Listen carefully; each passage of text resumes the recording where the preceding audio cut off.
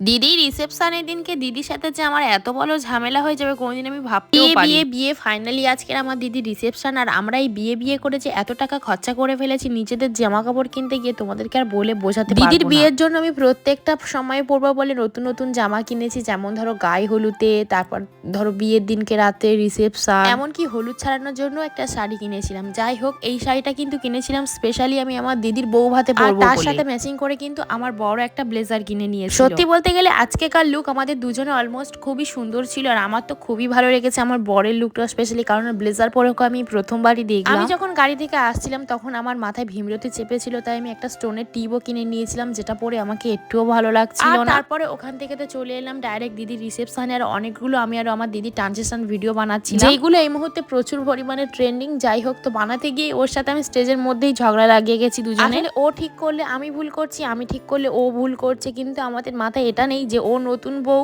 বা আমি ওখানে প্রথমবার যাচ্ছি, যেহেতু কোণের বোন আমি, ওরকমভাবে দুজনের ঝগড়া করাটা উচিত হয়নি। তো স্টেজের মধ্যেই ঝগড়া করতে আরম্ভ করে দিয়েছি। আর তারপরে তো আমরা ঝগড়া শেষ করে চলে এসেছি নিচে। তো ভাবলাম কিছু একটা খেতে হবে, যেহেতু অনেক রকম অনেক কিছুই স্টল বসেছিল, আর ওখানের পকোড়াটা না দারুণ ছিল, সফট ছিল, আর আমি এরকম সফট পকোড়া খেতে খুব ভালোবাসি, আমার তো খুবই ভালো লাগে। তো অনেক কিছু স্টল বসেছিল, তো তাড়াতাড়ি করে পকোড়াটা গিয়ে খেয়ে নিয়েছিলাম। আর সবাই এত পরিমাণে মজা করছিলাম, তো অনেক ক্লিপ আমার নেওয়াও হয়। আর তারপরে দিদির সাথে গিয়ে দেখো এখানে মা, মাসি, আমার শাশুড়ি মা সবাই মিলে একসাথে ছবি তুলে নিল।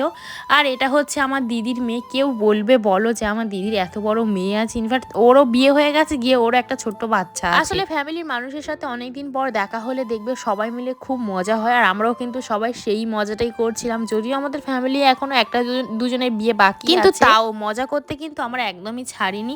আর এটা হচ্ছে আমার মেজ দিদির ছেলে, যে অনেক বড় হয়ে গেছে, আর আমার মেয়েকে তো তোমরা অবভিয়াসলি চেনো। বাই দ্য ওয়ে, কেমন লাগছে জানিও। আর তারপরে মনে পড়েছে যে আমার দিদির সাথে তো আমার কোনো ছবি তোলাই হয়নি, তো আবার স্টেজে চলে যাই, গিয়ে আমি আর ও দুজনে মিলে অনেকগুলো ছবি তুলি। বিয়ে বাড়িতে গেছি, শুধু আমার একার ছবি তুললে হবে বলো? সবার ছবি তুলে দিচ্ছিলাম সুন্দর করে।